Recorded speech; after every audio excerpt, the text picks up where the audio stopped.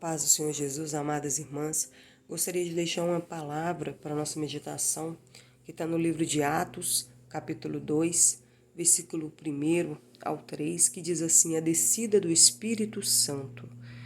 E cumprindo-se o dia de Pentecostes, estavam todos reunidos no mesmo lugar. E de repente veio do céu um som, como de um vento veemente e impetuoso, e encheu toda a casa em que estavam assentados. E foram vistas por eles línguas repartidas como de fogo, as quais pousaram sobre cada um deles. O versículo 4. E todos foram cheios do Espírito Santo e começaram a falar noutras línguas, conforme o Espírito Santo lhe concedia que falassem. Amém? Essa palavra ela é muito profunda porque é uma promessa que Jesus fez. Logo que Jesus estava aqui com seus discípulos, lá no livro de João, capítulo 14, o Senhor Jesus vai falar a respeito do Consolador. O Consolador que ele havia prometido para os discípulos e para todos nós. Ele disse que ele ia para o Pai, mas ele não deixaria nós órfãos, e ele nos daria o Consolador, a qual o mundo não conhece. Mas nós que somos servos do Senhor, servo do Deus vivo, nós conhecemos. E hoje nós recebemos ele.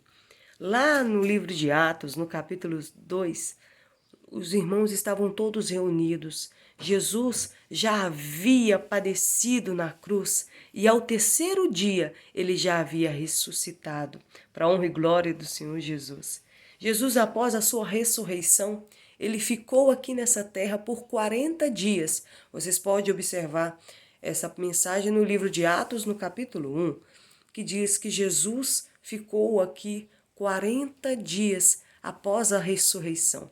E depois da sua ressurreição, os seus discípulos, eles puderam ver, não só os seus discípulos, mas muitas pessoas viram ele, vivo, para comprovar que o nosso Deus, ele tem poder de vencer a morte. Louvado seja o nome de Jesus.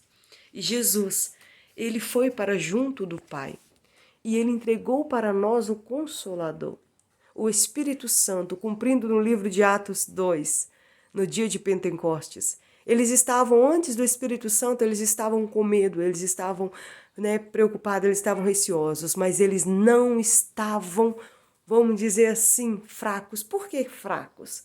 Porque eles estavam em constante oração. Eles não deixaram os discípulos, os irmãos na fé daquela época, eles não deixaram que o medo os travasse.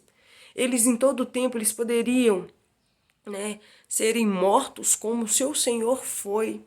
Mas, no entanto, o que eles fizeram? Eles não ficaram aprisionados. Eles reuniram, eles oravam, eles ficavam em constante oração. Talvez no dia de hoje, minhas irmãs, nós passamos por momentos nas nossas vidas que nós pensamos em desistir, nós pensamos em parar, Achamos até mesmo que as nossas orações não são ouvidas, mas pode ter certeza. O vídeo de hoje, dessa manhã, que eu trago para vocês através do Espírito Santo de Deus que habita em mim e habita em vocês também não desista. Fortaleça no Senhor, porque mais lutas do que essas, nossos irmãos lá atrás, eles já passaram. Mas o Senhor nos diz que nós devemos permanecer firmes na fé, porque a nossa diferença de hoje para eles é que hoje nós temos o Espírito Santo de Deus. Um Espírito Santo que habita dentro do nosso coração. Nós carregamos Deus dentro do nosso coração. Então ele nos dá força para poder prosseguir, para poder romper todas as barreiras que o mundo muitas vezes nos impõe.